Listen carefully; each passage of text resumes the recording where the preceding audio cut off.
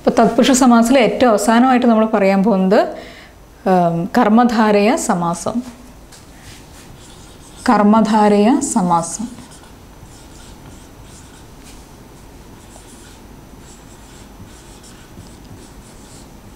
അപ്പം കർമ്മധാരയ സമാസത്തിൽ സാധാരണയായിട്ട് ആയ എന്ന ശബ്ദം ചേർന്ന് വരുന്നു. ആയ എന്ന ശബ്ദം ചേർന്ന് വരുന്നതാണ് കർമ്മധാരയ സമാസം. അപ്പം നീലാകാശം എന്ന വാക്ക്, നീലാകാശം എന്ന വാക്ക് നമ്മൾ വിഗ്രഹിക്കുന്നത് നീലയായ ആകാശം എന്നാണ്.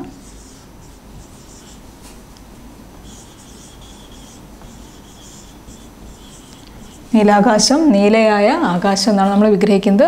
അതുപോലെ ധീരവനിത എന്ന വേറൊരു വാക്ക് വിഗ്രഹിക്കാം നമുക്ക്. ധീരവനിത, ധീരയായ വനിത.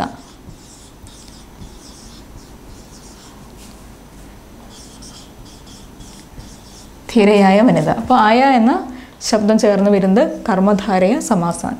അപ്പം തത്പുരുഷ സമാസത്തിൽ നമ്മൾ ഏറ്റവും അവസാനം പറഞ്ഞ സമാസമാണ് കർമ്മധാരയ സമാസം. ഇതിൽ ആയ എന്ന ശബ്ദം ചേർന്ന് വരുന്നു. നീലാകാശം, നീലയായ ആകാശം, ധീരവനിത, ധീരയായ വനിത. അടുത്തത് ബഹുബ്രീഹി സമാസം. ബഹുബ്രീഹി സമാസം.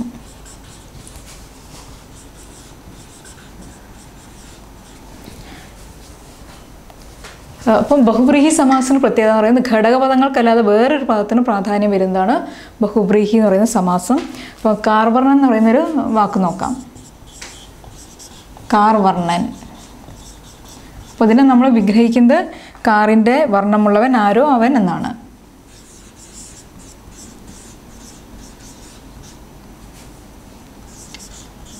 കാറിൻ്റെ വർണ്ണമുള്ളവൻ ആരോ അവൻ.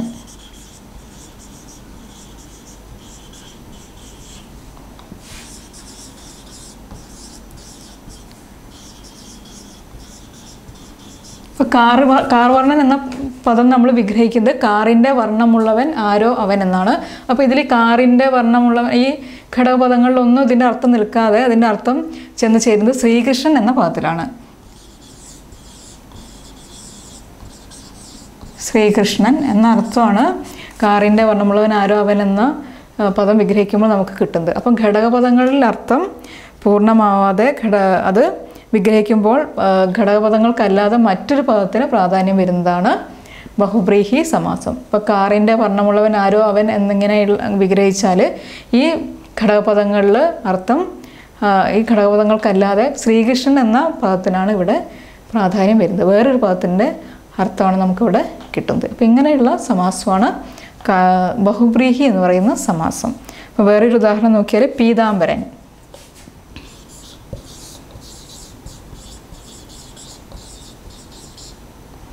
പീതാംബരൻ വിഗ്രഹിക്കുന്നത് പീതമായ അമ്പരത്തോട് കൂടിയവൻ ആരോ അവൻ.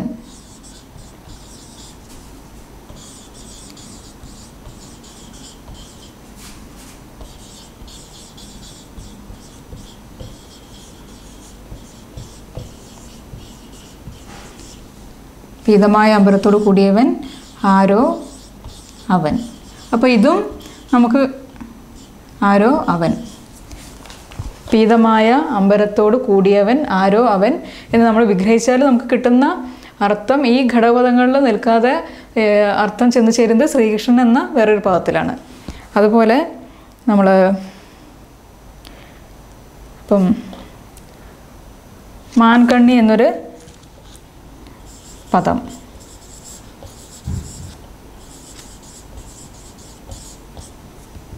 മാൻകണ്ണി എന്ന് പറഞ്ഞാൽ നമ്മളത് വിഗ്രഹിക്കുന്നത് മാനിൻ്റെ കണ്ണുപോലെയുള്ള കണ്ണുകൾ ഉള്ളവൾ ആരോ അവൾ എന്നാണ്. അപ്പോൾ അതിൻ്റെ അർത്ഥം സുന്ദരി എന്നൊരർത്ഥം നമുക്ക് കിട്ടുന്നു. മാൻകണ്ണി നമ്മൾ വിഗ്രഹിക്കുന്നത് മാനിൻ്റെ കണ്ണോട് കൂടിയവൾ ആരോ അവൾ, മാനിൻ്റെ കണ്ണുപോലെയുള്ള കണ്ണുകൾ ഉള്ളവൾ ആരോ അവൾ എന്നിങ്ങനെ വിഗ്രഹിക്കാം.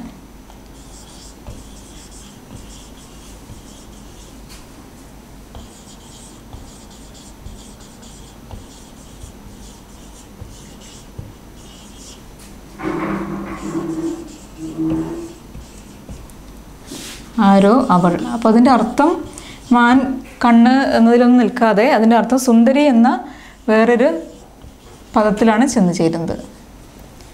അപ്പം ബഹുവ്രീഹി സമാസത്തിന് പ്രത്യേകത എന്ന് പറയുന്നത് ഘടപദങ്ങളിലെ അർത്ഥം പൂർണ്ണമാകാതെ അർത്ഥം ചെന്ന് വേറൊരു പദത്തിൽ ചെന്ന് ചേരുന്ന സമാസമാണ് ബഹുവ്രീഹി. ഘടപദങ്ങൾക്കല്ലാതെ വേറൊരു പദത്തിന് പ്രാധാന്യം കിട്ടുന്ന സമാസമാണ് ബഹുവ്രീഹി സമാസം. കാർവർണ്ണൻ, കാറിൻ്റെ വർണ്ണമുള്ളവൻ, ആരോ അവൻ എന്ന ഘടകപദ എന്നിങ്ങനെ വിഗ്രഹിക്കുമ്പോൾ ഘടകപദങ്ങളിൽ നിന്ന് അർത്ഥം ചെന്ന് ചേരുന്നത് ശ്രീകൃഷ്ണൻ എന്ന വേറൊരു പദത്തിലാണ്. ഇനി നമ്മൾ പറയാൻ പോകുന്ന സമാസം ദ്വന്ദ്വ സമാസം.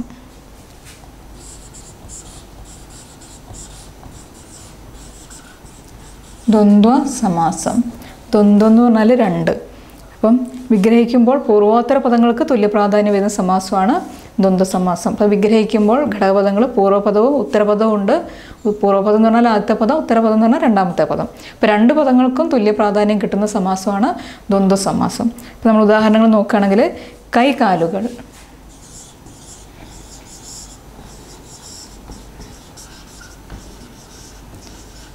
കൈകാലുകൾ. കൈകാലുകൾ നമ്മൾ വിഗ്രഹിക്കുന്നത് കയ്യും കാലും എന്നാണ്.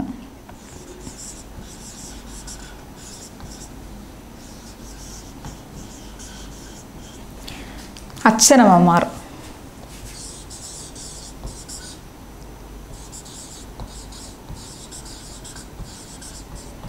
അച്ഛനമ്മമാർ നമ്മൾ വിഗ്രഹിക്കുന്നത് അച്ഛനും അമ്മയും എന്നിങ്ങനെയാണ്.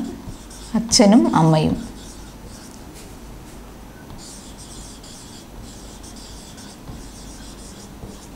അപ്പം ഇതിൽ കൈ കാൽ എന്നീ രണ്ടിന് തുല്യ പ്രാധാന്യമുള്ളത്. അച്ഛനും അമ്മയ്ക്കും ഒരേപോലെ തുല്യ പ്രാധാന്യമുണ്ട്. അപ്പോൾ അങ്ങനെ പൂർവ്വപദത്തിനും ഉത്തരപദത്തിനും തുല്യ പ്രാധാന്യം വരുന്ന സമാസമാണ് ദ്വന്ദ്വ സമാസം. അടുത്തത് അവ്യയീഭാവ സമാസം. അവ്യയീഭാവൻ. അവ്യയീഭാവ സമാസം എന്ന് പറഞ്ഞാൽ പൂർവ്വപദത്തിന് പ്രാധാന്യമുള്ള സമാസമാണ് അവ്യയീഭാവൻ. യഥാവിധി എന്ന വാക്ക്, യഥാവിധി എന്ന വാക്ക് നമ്മൾ വിഗ്രഹിക്കുന്നത് വിധി പോലെ എന്നാണ്. വിധി പോലെ. സസ്നേഹം എന്നത്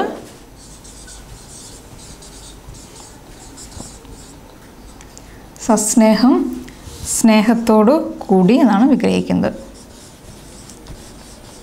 സ്നേഹത്തോടു കൂടി. പ്രതിദിനം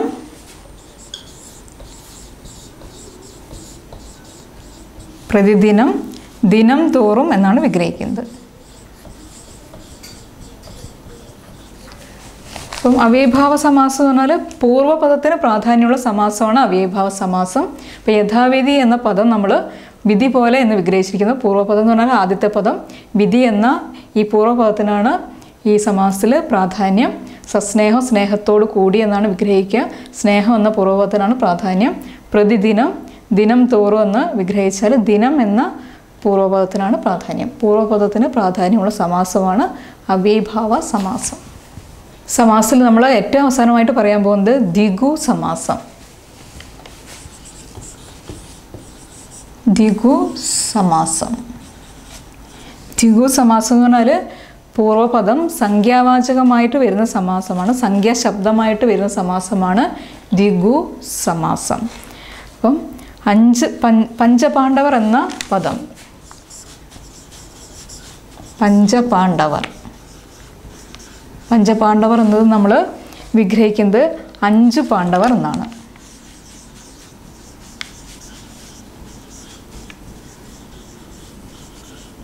5 പാണ്ഡവർ. അതുപോലെ നവരസം. നവരസം എന്ന പദം നമ്മൾ വിഗ്രഹിക്കുന്നത് 9 രസം എന്നാണ്.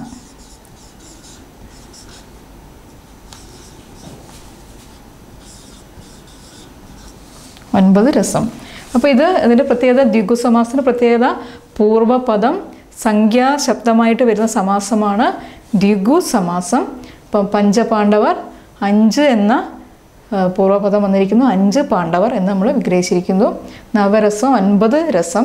9 എന്ന സംഖ്യാശബ്ദം പൂർവ്വപദമായിട്ട് വന്നിരിക്കുന്നു. ഇങ്ങനെ പൂർവ്വപദം, അതായത് ആദ്യത്തെ പദം, ഘടകപദങ്ങളിൽ ആദ്യത്തെ പദം സംഖ്യാശബ്ദമായിട്ട് വരുന്ന സമാസമാണ് ദ്വിഗു സമാസം. അപ്പോൾ സമാസം ഇവിടെ പൂർണ്ണമാവുകയാണ്. ഇനി നമ്മൾ ചർച്ച ചെയ്യാൻ പോകുന്നത് സന്ധിയെ പറ്റിയാണ്. അപ്പോൾ സന്ധി എന്ന വാക്കിൻ്റെ അർത്ഥം ചേർച്ച എന്നാണ്. ഇപ്പം അക്ഷരങ്ങൾ അല്ലെങ്കിൽ വർണ്ണങ്ങൾ തമ്മിൽ കൂടിച്ചേരുമ്പോൾ ഉണ്ടാകുന്ന മാറ്റത്തിനാണ് നമ്മൾ വ്യാകരണത്തിൽ സന്ധി എന്ന് പറയുന്നത്. സന്ധി എന്ന വാക്കിൻ്റെ അർത്ഥം ചേർച്ച എന്നാണ്. അപ്പം വ്യാകരണത്തിൽ അത് അക്ഷരങ്ങളോ വർണ്ണങ്ങളോ കൂടിച്ചേരുമ്പോൾ ഉണ്ടാകുന്ന മാറ്റത്തിനാണ് വ്യാകരണത്തിൽ നമ്മൾ സന്ധി എന്ന് പറയുന്നത്. അപ്പോൾ മാറ്റത്തിൻ്റെ അടിസ്ഥാനത്തിൽ മലയാളത്തിൽ സന്ധികളെ 4ആയിട്ട് തിരിച്ചിട്ടുണ്ട്. ലോപസന്ധി, ആഗമസന്ധി, ആദേശസന്ധി, ദ്വിത്വസന്ധി എന്നിങ്ങനെ മാറ്റത്തിൻ്റെ അടിസ്ഥാനത്തിൽ സന്ധിയെ 4ആയിട്ട് നമ്മൾ തിരിച്ചിരിക്കുന്നു. ലോപസന്ധി, ആഗമസന്ധി,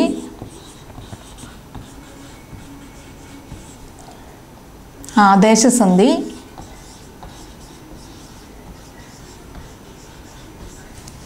ദ്വിത്വസന്ധി.